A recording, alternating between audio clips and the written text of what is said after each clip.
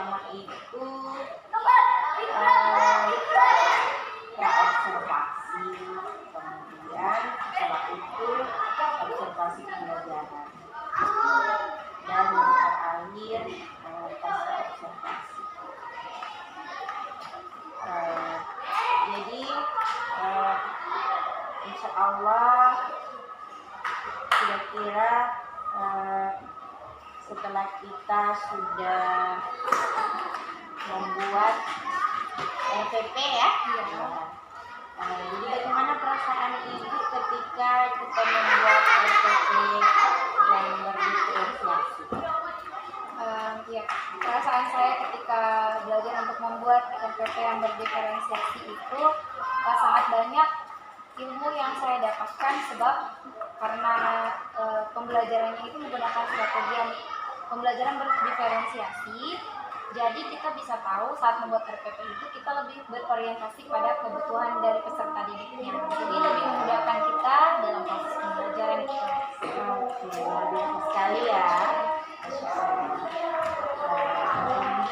Kemudian saya juga ketika membimbing ibu untuk membuat RPP, saya merasa senang juga karena ibu sudah istilahnya sudah cukup paham dengan RPP. Namun mungkin karena ini mungkin diferensiasi ini hal baru ya, tapi ternyata saya menggali ternyata ibu sudah paham bagian-bagian dari diferensiasi tersebut. Mungkin ini adalah istilah baru ya. Oh, ternyata itu bagian dari diferensiasi ya. Jadi saya ketika membimbing ibu sudah tidak terlalu terkendala, sudah lebih luas lagi. Oke, jadi dengan sudah adanya pembuatan RPP, kemarin kita sudah buat secara bersama-sama. Kemudian di pra-observasi ini saya akan sebelum kita lanjut ke proses observasi pembelajaran di dalam kelas, ada pasca observasi. Ada beberapa yang saya ingin tanyakan. Yang pertama itu tujuan pembelajaran yang ingin ibu capai ketika proses observasi di kelas. Observasi berarti dalam hal ini tujuan pembelajarannya yang ingin saya capai. Ya. Tujuan pembelajaran karena disesuaikan dengan materi yang ada. Tujuan saya untuk materi yang saya bawakan yaitu tentang domir goib. Otomatis tujuannya di sini saya mengharapkan peserta didik itu mampu untuk mengetahui macam-macam dari domir goib itu serta artinya.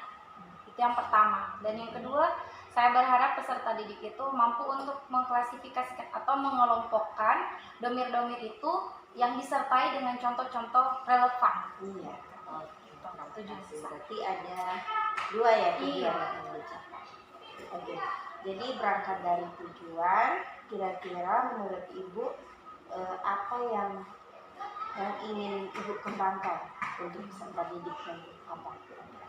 Yang ingin saya kembangkan itu yang pertama, kemampuan peserta didik dalam hal mengidentifikasi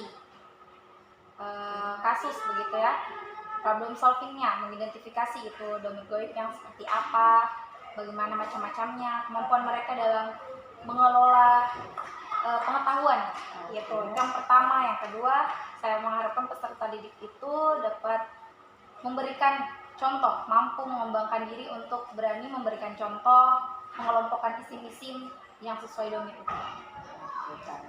Berarti ada dua yang ingin dikembangkan ya.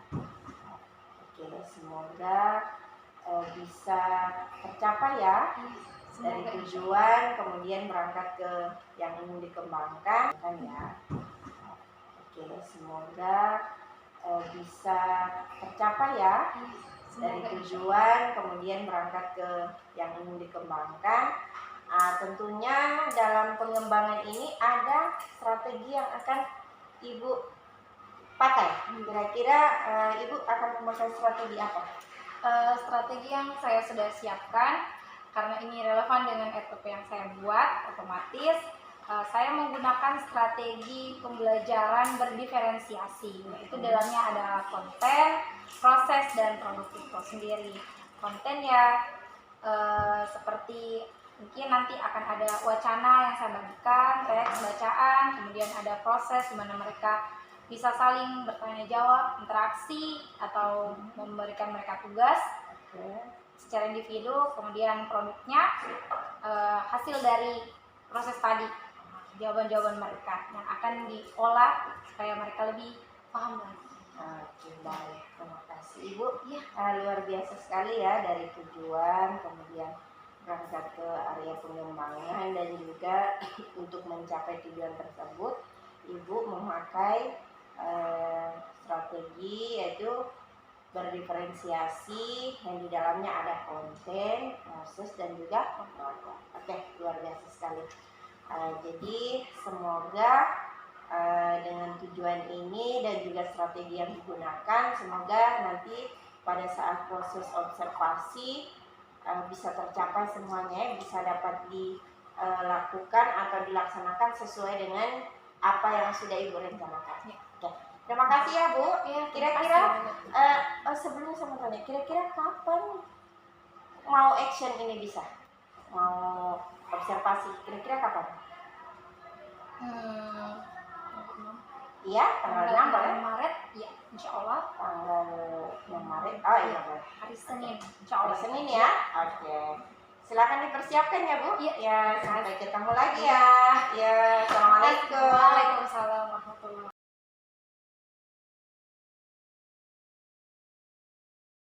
Assalamualaikum warahmatullahi wabarakatuh.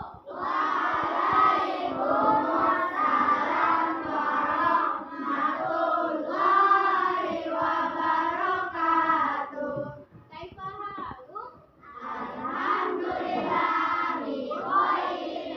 Allahu Akbar. Ahlan wa sahlan. Sobahul khair.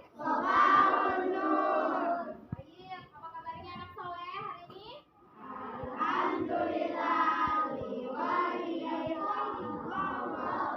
Ya, Istami ismukum jayidan. Dengarkan nama kalian baik-baik. Ustazah Asep. Sudah Ustazah. Di dalam masalah-masalah yang nyata. Kalau misalnya 3 orang itu domirnya apa? Misalnya kalau 2 orang itu nanti jadi domir apa? Oke? Itu tujuan pembelajaran kita hari ini. Semoga bisa dipahami ya. Oke, baik. Anak soleh siap. Wahid. Satu wahid. Isnan. Salasa. Arba'ah. Khamsa. Khamsa 2 kali. Oke, tadi di awal ada yang sudah menyinggung sedikit tentang domir. Kayaknya sudah ada yang tahu kalau satu domir itu dalam bahasa Arab yaitu huwa. Apa artinya huwa tadi? Laki-laki. Namun ternyata dalam bahasa Arab itu domir ada banyak. Ada 14. Tapi hari ini yang akan Ustazah berikan sama kalian hanya beberapa domir saja. Yang pertama itu ada yang namanya huwa